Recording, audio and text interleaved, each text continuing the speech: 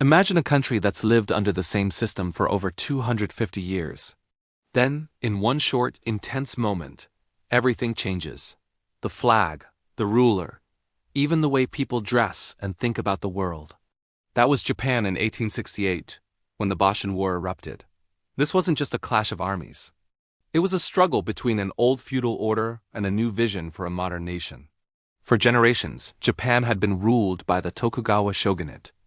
The emperor in Kyoto was a sacred symbol, but the real power was with the shogun in Edo. Samurai served their lords. Farmers worked the land, and strict social rules kept everyone in their place. Foreign ships were mostly kept at bay. From the outside, it looked stable, unchanging. But beneath the surface, pressure was building. In the mid-19th century, that pressure exploded when Western powers arrived with steamships and new weapons, demanding trade. Unequal treaties were signed, and a deep sense of humiliation spread across Japan. Some blamed the shogunate for giving in. Others believed Japan had no choice but to adapt. The question on everyone's mind was, who should lead this transformation? The old military government, or the emperor, who was now seen as a symbol of national renewal. Two powerful domains, Satsuma in the south and Seosuch in the west, began to challenge the shogunate's authority. Their leaders studied Western technology, built modern armies, and quietly formed alliances.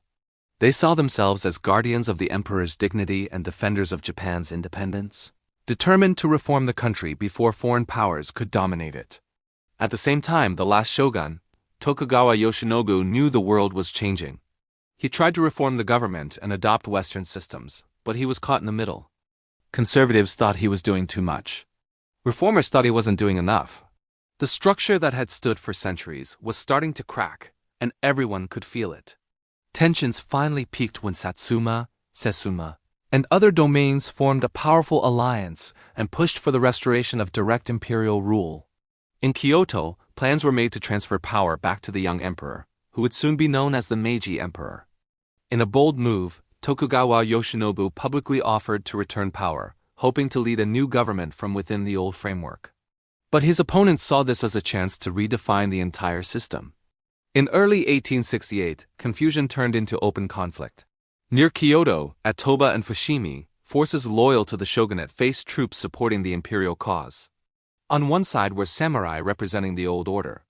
On the other were forces from Satsuma and Seihosechis, wearing new uniforms, using newer weapons, and marching under banners proclaiming loyalty to the emperor. Smoke from the first skirmishes rose into the winter air, signaling the start of a civil war over Japan's future.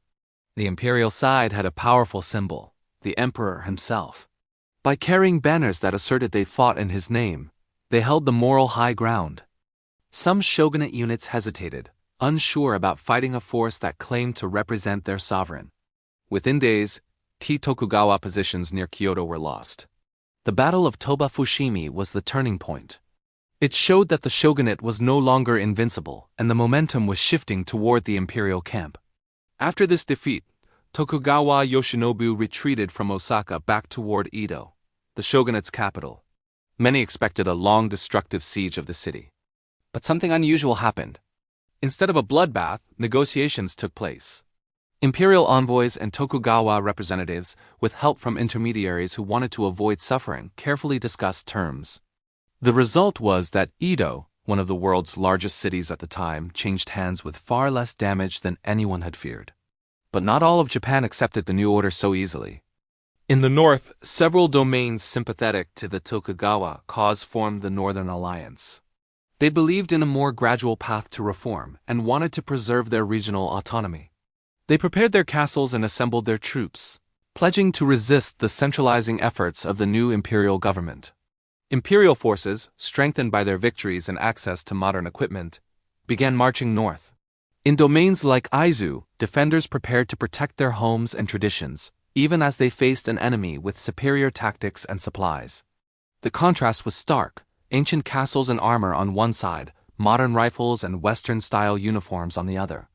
It was a visual reminder that Japan was standing at the threshold between two eras. As the campaign continued, more and more domains chose to recognize the new government. Some believed resistance was futile. Others were persuaded by the promise of a unified modern Japan that could stand as an equal to Western powers. Each surrender shrank the territory of the remaining Tokugawa loyalists. Eventually, the last major holdouts retreated all the way to Hokkaido, Japan's northernmost island. There at the star-shaped fortress of Goryokaku, they tried to build something unprecedented, a separate, modern republic rooted in Tokugawa tradition, complete with its own constitution. Their dream was short-lived, but it showed how strong the desire was to find a middle ground between heritage and innovation. Imperial forces, determined to unify the entire country under the Meiji Emperor, sailed north to confront this last pocket of resistance. On the shores and hillsides of Hokkaido, the final battles of the Boshin War took place. The defenders fought for loyalty and honor.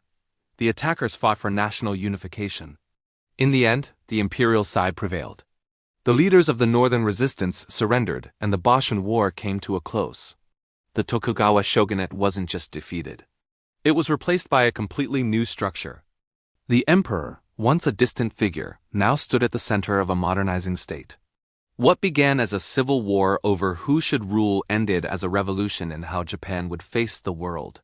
The new Meiji government moved quickly. Feudal domains were replaced with prefectures. Samurai privileges were phased out. Railways, telegraphs, modern schools, and factories began to appear. Western clothing, architecture, and ideas spread through the cities, as Japan actively studied the outside world to learn from it. Even as Japan transformed, the memory of the Boshin War remained. It became a symbol of both loss and possibility, the end of one Japan and the birth of another. When we look back today, we see more than just a series of battles. We see a moment when a nation had to decide whether to cling to an old order or embrace a risky, unfamiliar future. The choices made in 1868 shaped everything that followed, turning Japan into a major world power within decades. From the streets of Kyoto to the fortress in Hokkaido, the Boshin War was the turning of a page that would never be turned back. Thanks for watching. If you found this journey into Japan's history interesting, don't forget to like, subscribe, and hit the notification bell for more stories like this one.